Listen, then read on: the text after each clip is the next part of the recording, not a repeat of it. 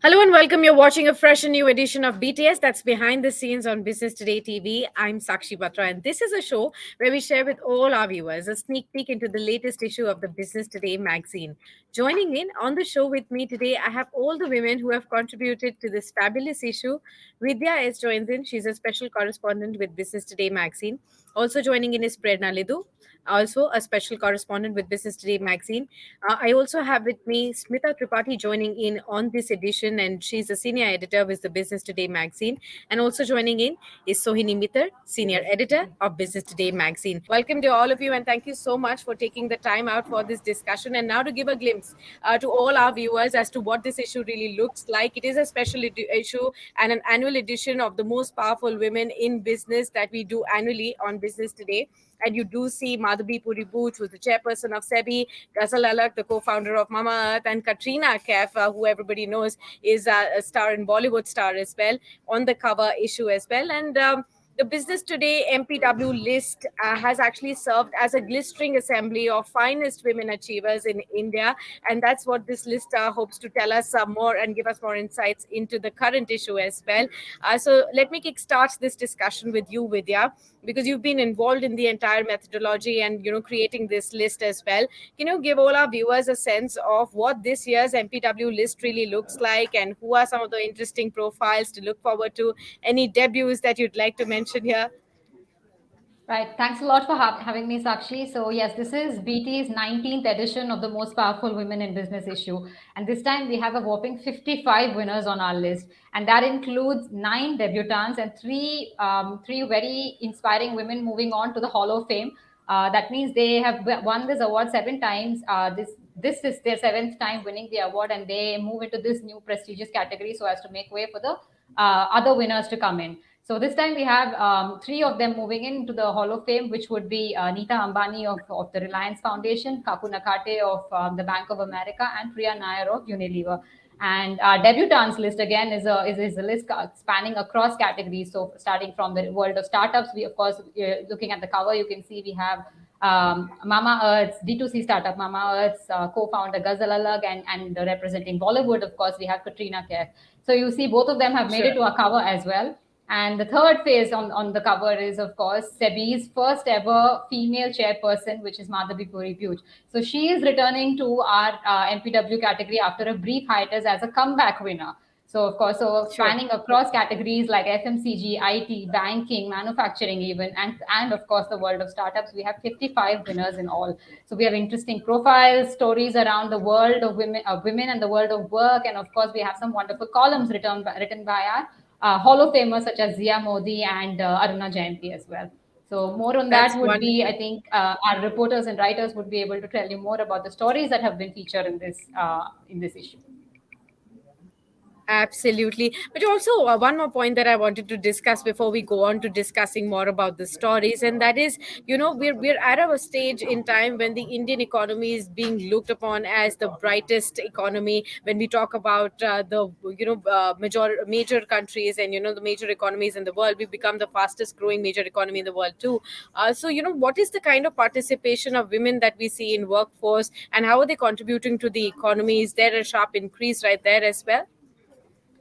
Right. That's a great point that you brought up, because if you see India as an economy is prospering, we're one of the fastest growing major economies of the world, and if you look at our own GDP, it has grown almost more than 10 times since 1990. But if you look at the story on the women's participation in the workforce, it's entirely different, because from about 30% in 1990, the participation of the female labor force is actually plunging to 19% as of 2021.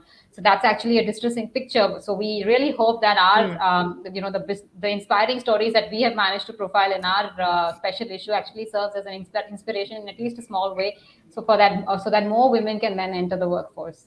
Absolutely. We look forward to that as well. And now let's start the discussion on the stories that have been covered and all the women how are they really greatly contributing to the overall economy and the business sphere as well. Smita, let me come to you.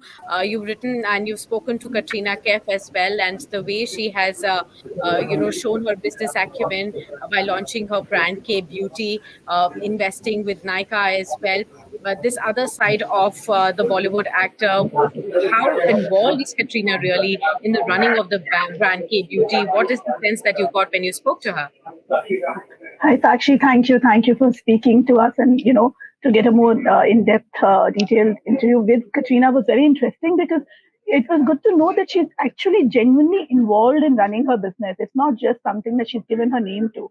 And she said that she's really passionate about makeup. It's something which comes very naturally to her.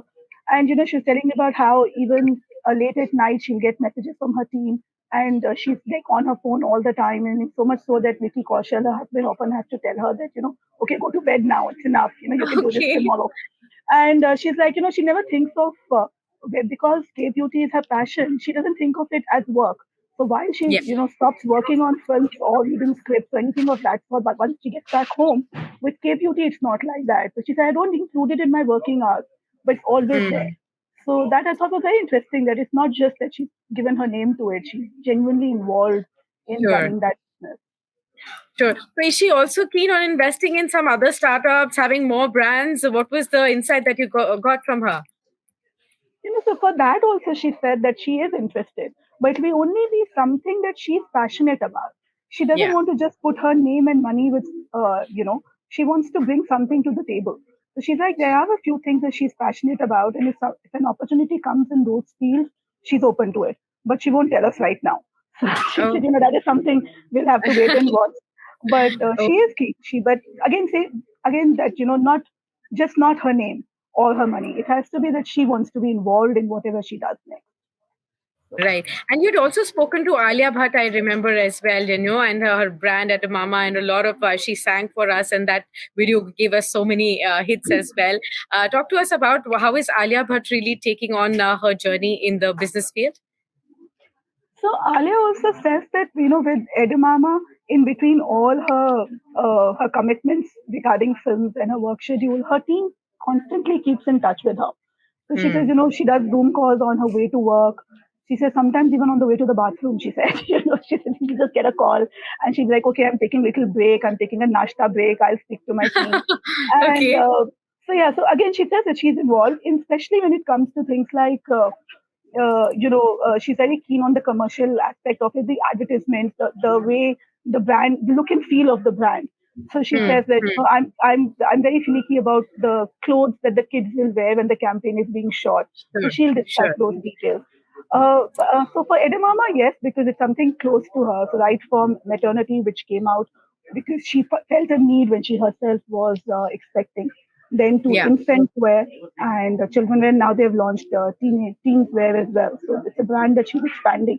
And she's also she's invested in a couple of other startups. She's invested in Pool, and she said that that was something that she invested in because she liked their story. So she likes to invest if she likes the idea and if she likes the people behind it. She's not Sure. a very numbers person, is what she said. Oh, okay. She likes the idea more than the numbers and the business aspect of it. So there's a wide difference between how Katrina and Alia really go about her business. Let me also talk about the other celebrity, Priyanka Chopra, and Prerna has spoken to her. And Prerna, since you track Priyanka Chopra's businesses for the cover story, it's really curious and to know her investment strategy, since she has the most diverse portfolio, and the most recent one was Anomaly, which she came in to India, and this was a, and I'm sure that you spoke to her right there as well. While the launch of Anomaly happened in India, it was a big event. Help us understand some of your insights that you got from Sure. Well, that also gave us a lot of hits, which you didn't mention. her. Oh, Yeah. absolutely.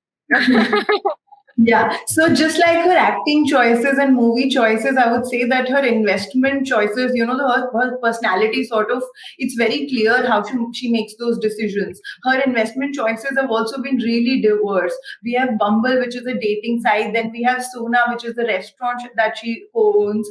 And then Sona has also expanded into furnishings, which is Sona Home. She has a production house, which is Purple Pebble Pictures. So we spoke to Yes. her and we realized that she does not want to be boxed into a different label, that she's a particular kind of an investor, like only hair care, only beauty, or only Okay. production.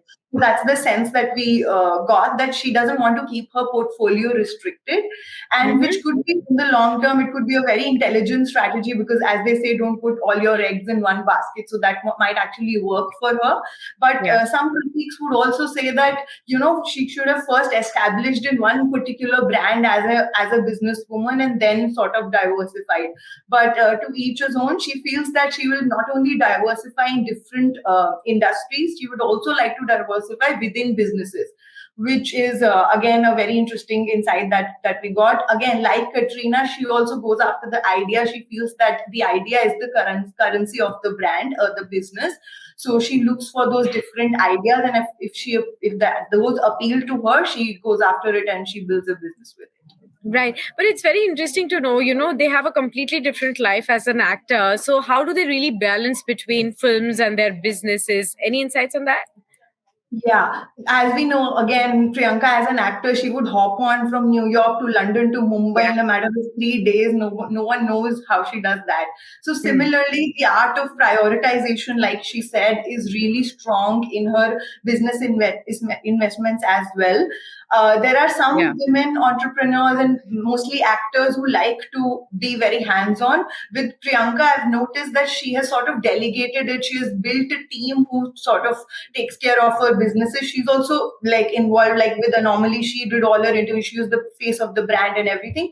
But she likes to build a team and let them take care of the business, which again is a really good strategy, since she's really busy. And of course, in her interview, she said that she's an actor first.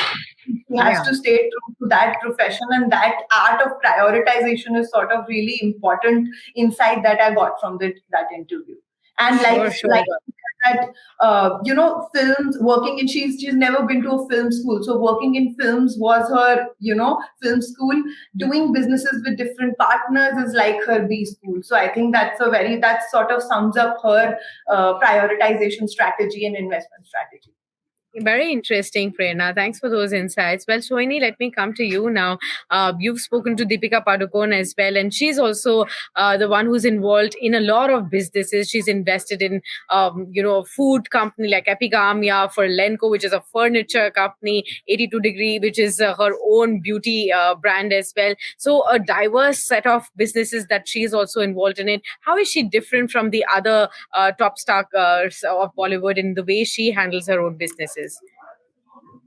Yeah, Sakshi, I think one of the trends with Deepika's investments is that all these brands, or most of these brands, kind of approached her to be a brand ambassador. But Deepika Okay. believed that, she needed more skin in the game. She wanted to be involved at a deeper level.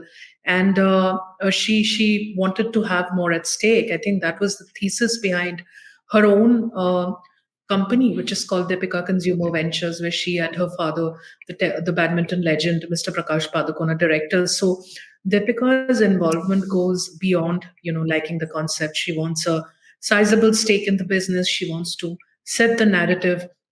I spoke to her fund manager who Yeah. kind of allocates the funding that she makes in these startups, and it's a clear division of duties between him and her, where she's the heart and soul of the investment process. The fund manager is the Mm-hmm. head behind it. But just like Smita was mentioning about Katrina, the involvement that she has. Deepika is always testing all the products that they're launching now that she has her own skincare brand as well, which is 82 Degree East, which launched just a couple of months ago. So she's very categorical about the fact that anything that goes out to the market, she has to have tested it first on herself, on her own skin. Sure. And, the whole tagline of the brand is something that marries Ayurveda and innovation. And given the Yes. growth that the beauty and personal care segment has seen in India, and we can see Katrina with K Beauty, the Shilpa Shetty, whose involvement with Mama Earth was very well known, and now of course she stands to make a lot of money as the company goes public. So I think this particular segment has definitely appealed to the actors, and the fact that a lot of brands approach them to be the face of it. The change that we're seeing in modern Yeah. stars is that they don't just want to be the face of it, they also want to have more skin in the game.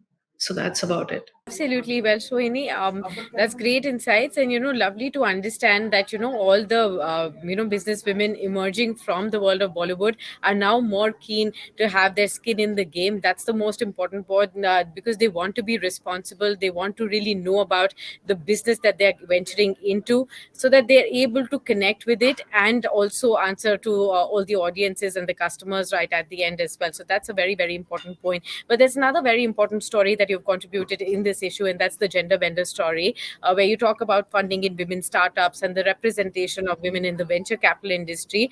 Tell us, how have really things changed in the last few years with women entrepreneurs today? What kind of needs to be done to bridge the gender gap in the VC industry per se? Sakshi, I think things have definitely improved compared to where we were, say, 5 to 6 years ago, but they've not improved enough because the representation of women VCs in these large funds is still in low single digits. And similarly, the amount of funding that women-owned startups are get, the percentages are absolutely abysmal. And I think the pandemic did its own bit in kind of reducing the check sizes, bringing down the valuations and stuff. But if we look at the bigger picture, things have definitely improved. India today has about 19 to 20 unicorns which are led by women, and there's a report which states that 28% of India's 115 unicorns are now women led. And if you speak to anybody in the industry, they will say that nothing succeeds like success. So when young women, young entrepreneurs look at these figures like Falguni Nair of Nykaa, Ghazal Alag, who's one of our cover stars of Mama Earth, there's Vinita Singh of Sugar Cosmetics, and a couple of others as well. I think role models matter the most. And young women today know that it is possible to build a $1 billion company for a woman. It is possible to go out there and get that investor meeting and get that check. And we have to credit Yes. the ecosystem as well. A lot of large funds like Sequoia, Axel, Kalari Capital, Google, for instance. A lot of these tech funds who run accelerators, they are doing their bit to bring women into the ambit of private equity investing. They're giving them grants, they're giving them mentorship, community, and so on. So I think we've taken some steps in the right direction, but there's a long way to Hmm. go when we can achieve gender parity, but we have to remain at it. Yeah, absolutely. We need to remain at it, but a lot achieved, a lot more to go as well, as Sohini you pointed out. With that, just to sum up the entire edition, anything else that you'd like to, shed light upon, so that all our viewers can be more interested in what can this issue really offer to them in terms of reading experience as well, apart from these fascinating and high achieving stories that we've placed for all the women out there. Right, thanks. So really, it is all about the areas where women are making a change. That seems to have become the theme of the issue inadvertently. Whether it is our cover story, which looks at how the leading ladies of the big screen, whether it is Bollywood or even the other industries, other film industries, if you take for that matter, all of them have become a lot more financially savvier than their predecessors. Yes. Whether it is their investments in startups, whether it is the kind of newer revenue models that they're creating in terms of turning into taking on a dual role where they're both the brand ambassador as well as the investor in startups, or whether it is co-founding their own ventures like Deepika Padukone's case, we saw 82-degree East, right? So that has become the theme now, where they're a lot more, they're displaying their business acumen, and they're not afraid to take risks, and they're betting their own money on investments, and clearly they're becoming very smart True. about realizing the kinds of about basically becoming financially stable and also creating a longer term view for what they would like for in their financial future. So that's one theme that we saw clearly playing out in the among the leading ladies. And of course, on the other side, I want to point out to you another story that I worked on, which is about the electronics manufacturing sector, which is a growing sector today, seems to be seeing an increasing participation of women on the shop floor, which is again Mm-hmm. a slightly different. It's a departure from a tradition, because manufacturing has traditionally had very low participation of women. But From this women. sector, somehow, either it is for their dexterity, the finger dexterity that they naturally seem to possess, or their precision work that they're so skilled at, or sometimes just a shortage of labor, where factories are realizing that they can simply just hire these women and train them, and in a month or so they're good to go on shop floors to to take up jobs in the assembly and manufacturing of electronics such as mobile phones, consumer durables, and even automotives for that matter, where a lot of them are now including a lot of electronic components. So that seems to be a larger trend in our issue this year, where women are making a difference despite all the the sob stories and the sad figures that we're seeing and the shocking numbers that we see that paint a different picture. Some of these smaller trends and the small stories that we're seeing on the ground are really cause for cheer, I would like to say. That's wonderful. Well, exciting to read this, all these wonderful stories. Thank you so much, Vidya, Smita, Prerna, and Sohini, for giving us all those insights. And, from all of you who are the most powerful women of business today, I'd urge all our viewers who can actually go ahead and read the most powerful women from business as well. I'm sure the achievements of the women that we featured in this issue will inspire many of you to follow your own chosen paths and realize your own dreams as well. And with that, we wrap up this edition. Many, many thanks.